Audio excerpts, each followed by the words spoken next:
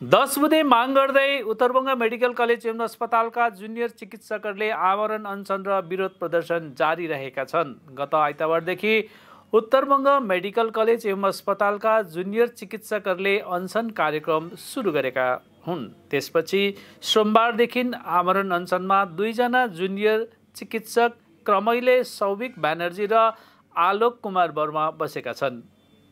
आज तिनीहरूलाई 7 दिनका लागि उत्तरबंग मेडिकल कलेजका पूर्व 2 विद्यार्थी डाक्टर राज बर्मन र डाक्टर सुशी संगीता पनि प्रतीकात्मक अनसनमा सहभागी भएका छन्। अनसन विक्षोभ कार्यक्रम चलिरहँदा पनि अन्य जुनियर चिकित्सकहरूले भने बिरामी सेवाहरू सामान्य राख्नका लागि काम गरिरहेका छन्। जबसम्म उनीहरूको माग पूरा हुँदैन तबसम्म यो अनसन कार्यक्रम जारी रहने तिनीहरूले बताएका छन्। দেখুন হাঙ্গার স্ট্রাইকে আমরা বসেছি যে দাবি নিয়ে 10 দফা দাবি WBJIDF এর তরফ থেকে, সেটাই সমর্থন রেখে ফার্স্ট এন্ড ফরমোস্ট দাবি হচ্ছে আমাদের অভয়ার বিচার, তথ্য প্রমাণ লোপাট, যারা করেছে কারা করেছে আমরা জানি না, যারা করেছে তাদের এবং যারা রেপ এন্ড মার্ডারের সাথে যুক্ত তাদের সম্পূর্ণ ভাবে সামনে এনে তাদেরকে এক্সাম্পলারি পানিশমেন্ট দেওয়া, এই দাবিতে আমরা বরাবর অনড়, এখনো তাই আছি। এবং তাছাড়া রোগীর স্বাস্থ্য এবং সুরক্ষা, স্বাস্থ্যকর্মীদের সুরক্ষা এগুলো সুনিশ্চিত করার জন্য আরো 9 দফা দাবি অ্যাড হয়েছে।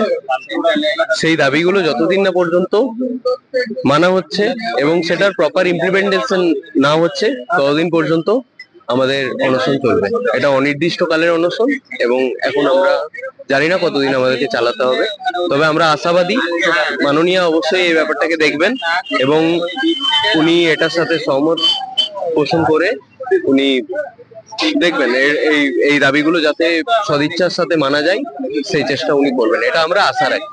বর্তমানে এখন পর্যন্ত শারীরিক অবস্থা মোটামুটি ঠিকঠাকই আছে, কিন্তু টেস্ট রিপোর্টে একটু মানে গ্লুকোজ ফল করছে, এটা বোঝা যাচ্ছে আস্তে আস্তে।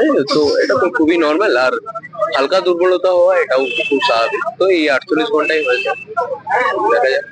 যে দাবিগুলো রয়েছে আমাদের, সেই দাবিগুলোর নিয়ে কলকাতায় থেকে শুরু করে আমাদের এখানেও যারা আমরণ অনশন চালিয়ে যাচ্ছে, তো তাদের সঙ্গে পুরোপুরি হয়তো বিভিন্ন কারণে আমরা না আসতে পারলেও আজকে আমরা প্রতীকী অনশনে বসেছি। যে WBJDF যে ডাক দিয়েছে সেই ডাকে আমরা সবাই একত্রিত হয়ে প্রতীকী অনশনে বসেছি। এই কলেজের প্রাক্তনী হিসেবে এটা আমাদের কর্তব্য এই অনশনে বসা।